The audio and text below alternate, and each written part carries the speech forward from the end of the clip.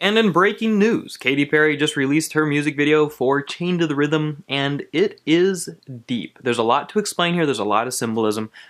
Chances are that I haven't even caught all of it, so I'm going to need your guys' help. But there is a lot that I have explained and a lot that I'm going to tell you guys about, so let me explain. Hey everybody, my name is Clifford Stummy. I'm the Pop Song Professor. Welcome to my channel where we're all about helping music lovers like you to understand the deeper meanings of popular songs so that you know what your artists are saying and can enjoy your music more.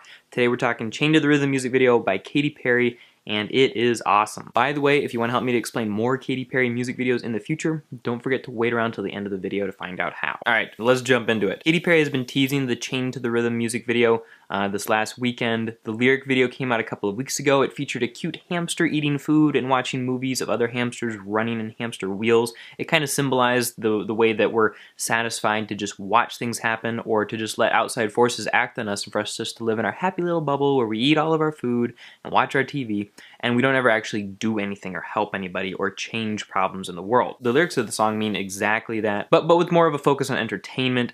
She sings about, you know, just listening to the distortion in the music and dancing to it, rather than recognizing that distortion could mean problems somewhere, but just dancing to music in general and being happy inside of our bubble, not recognizing that there could be trouble somewhere else, right? Well, this music video is super heavy-handed. There's a lot of symbolism in it and a lot of things to be said about what's happening in here. So I'm just going to go kind of through the music video, follow along as best you can. Let's figure it out. So first of all, it's based in a theme park that's kind of based on 1950s science fiction, and there's this concept in literature called a utopia, right? And a lot of you have probably heard of it, but it's a place that is perfect. Man has made a society that is totally functional all on its own and doesn't need anything outside, and everybody's happy, everything works out well. But the problem with utopias, something that Katy Perry would agree with, is that they're not sustainable. There's no way to keep them working. So this place that she's showing here, this theme park, is a utopia, but there's some problems underneath. And we're going to see hints of a few of those, but we don't ever actually see the utopia fall apart because it's the audience's job and responsibility to tear that utopia apart and figure out what is true. Right now, that utopia, this theme park that's so perfect, as we'll see in a second, is a facade for something that's much darker and deeper within. So first of all, it's named Oblivia, which, if that doesn't tip you off to the fact that it's a bad, not real place, then I don't know what will. But Oblivia just means, you know, like oblivion. People are oblivious to what's happening around them, and it's just a place for you to go and forget. Now, think about a lot of the entertainment that you consume, and I think about the stuff that I consume on a daily basis. A lot of that stuff does draw me into oblivion. Music that makes me stop thinking about the world around me, movies that just make me mindlessly watch them, sometimes even books that are just mindlessly entertaining and don't have like a deeper purpose. That's part of the reason the Pop Song Professor exists, is to give meaning and purpose to otherwise oblivious or sometimes oblivious music, even though there's plenty of deep music like this one for us to explain as well. But we want to keep even those deep ones from seeming oblivious to us by acknowledging that they have a deeper meaning and figuring out what it is. Well, we see that the hamster shows up in a couple of the brandings for the park, and that's just, you know, a reference back to the lyric video, and it's a reference to how a lot of people are hamsters, and we'll see more of that in a minute. Now, some of the rides are interesting. There's the Great American Dream Drop, where one guy and one girl, they go inside a small house surrounded by white picket fence, they go up in the air and it drops. Of course, it's symbolic of the Great American Dream, the idea of having like a nuclear family with a white picket fence and a 9-to-5 job and plenty of money to retire with. But that dream's kind of been debunked lately because, I mean, that's what we used to see on TV all the time, but there's a lot of people who can't achieve that dream. Thus, perhaps the drop. There's a ride where a guy and a girl have to sit next to each other. There's like a blue and a yellow symbol on the seats, and there's only 2 seats in a row. And Katy Perry is obviously pointing out that not everybody in the United States now identifies with just one gender or has sexual preferences to just one gender. Safe Trip Home is another ride.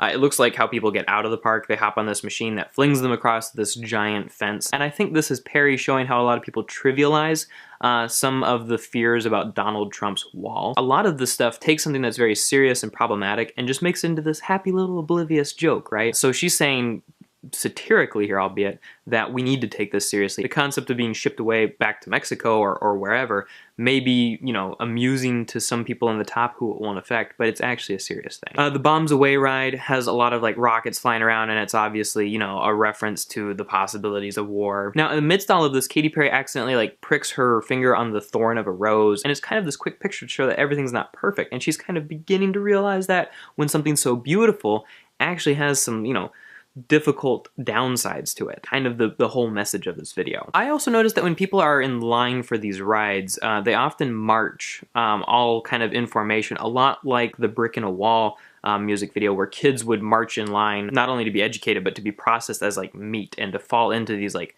meat processors. It was very visceral imagery, and I think she's kind of appealing to that here as well. At one point, the wait time for one of the rides is 1,984 hours, which seems like a lot, but it's also a reference to George Orwell's dystopic book, 1984, which shows us what a society that's completely governed and there's no element of choice looks like, or could look like. April and I both thought that maybe Brave New World was a better option for describing this music video. 1984 is about a terrible place that gets worse and worse. Brave New World, on the other hand, by Aldous Huxley, shows a society that's so inundated with pleasure and with drugs and with sex that people don't notice what's happening to the lower order. So it's almost a perfect match for what's happening in this music video and in this song. Now, I also noticed that there was like this validation cam where they took pictures of people on the ride, and it was Katy Perry on the one side and some random guy on the left, and his name was Simon, she was Rose. He got 9,478 like hearts, and she only got 17. Simon Rose is an actual person. He's a children's book author, but I don't know if there's more significance to that, and a little bit of research wasn't able to turn anything up. So if you know any significance to those names or those numbers, please let me and everybody else know. And everybody else, check in the comments to see if somebody else has come up with that. If I see a comment about that, I'll try to pin it to the top. And thank you forever. And one of the final rides I want to mention is the hamster wheel. And people will get on the hamster wheel and they'll try to run to keep up with it. Most of them fall. At the end of the music video, Katy Perry does something different, and I'll show you that in a second. Another attraction is Inferno H2O, where you like drink water that's lit on fire or something like that. Think about it. Inferno, fire, H2O, water, fire water. I think this is possibly a reference to Native Americans and maybe to some of the injustices committed on those people groups. The final attraction is a 3D movie showing of Nuclear Family. It's a movie that's in 3D, and it's basically just a dad, a mom, and a kid all living in their house. I think the dad's like reading a newspaper. He's just chilling. The mom's ironing, and the kid is playing. It's a very stereotypical 1950s way for a family to look, and if this is, you know, kind of 1950s science fiction, it makes sense that they would project their 1950s lifestyle onto the future. But out of the middle of this 3D showing, and somebody that really it seems like only Katy Perry can see, Skip Marley comes out and gives his rap, which is definitely a wake-up call lyrically, and it's a wake-up call for Katy Perry here too. It cuts back to her running on the hamster wheel, and we see that she kind of starts slowing down, and she's able to figure out that she can stay standing if she just slows down and stops running. So if she stops playing the game, asks some questions, thinks critically, and doesn't go along with what everybody else is doing, she's able to stay standing. So philosophically or ideologically, she feels like she's able to stay standing because she's asking questions and not going with the flow. And she thinks everybody else is going to fall over. At the end, there's this huge dance number with people, you know, dancing all around Katy Perry while she's kind of like thinking and realizing things. They're completely oblivious still. They're still in oblivia. But she sort of realizes things, and the last scene is her just sort of looking at the camera like, and at that moment, we see the realization in her eyes, and we realize, she's figured it out. She's awaking from the utopic drug-induced state, and she's gonna fight back. Or at least her character is. Katy Perry already has been fighting back, right? And that's the basic message of the music video for Chained to the Rhythm. Incredibly political. It seems very likely to be pointed at the current political administration in the United States. Several things seem to suggest that way. And even more things suggest that it's aimed directly at people in the United States who are going along with it and not noticing anything.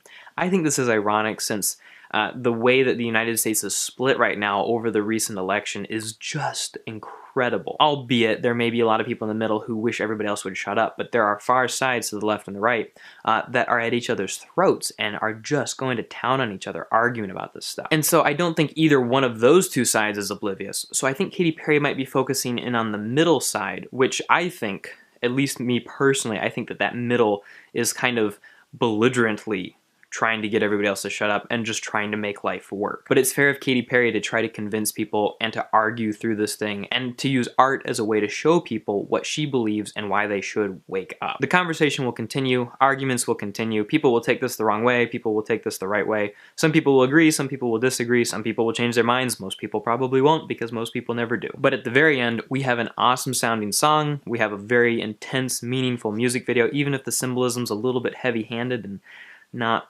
really subtle at all. And that's where with art, when you start making convincing people important to you, you start to make less interesting art just because you care so much about convincing people that you care less about making good art that's a little bit more subtle. And I think that the best art is a little bit more subtle and is the kind of thing that you have to think through to understand. With Katy Perry, she doesn't really leave you the opportunity to think through some of this stuff. You have to assess the message she's giving, but a lot of the symbolism is very, very easy to pick up just like that. I mean, you probably, watching the music video yourselves, probably figured out most of the things that I'm telling you now. So I think that maybe that weakens the artistic side, but intensifies the political convincing side. Either way, I really like listening to the song, and I really enjoyed explaining this music video with you guys. I hope that you enjoyed my explanation and that you can now enjoy that music video and song even more, and that you don't just discredit some of the things she's saying or blindly go along with the things that she's saying. If she wants us to wake up from oblivion, to make assessments of the lives that we're living, we should do the same thing with her music. We should think about it. We should interact with it. That's the best way to do, justice to what she's given us, and the best thing to do justice to ourselves as people. So, thanks so much for watching, everybody. If you'd like to help me make more videos like this, don't forget to check out my Patreon for different levels of support and partnership. I've got perks, opportunities to choose songs, or to do Google Hangouts, or behind-the-scenes podcast, all sorts of awesome stuff. Don't forget to join the Song Meaning community by subscribing, check out some of the other videos on this channel, and comment below a song you'd like to hear me explain in a future video. Thanks for watching. Talk to you later.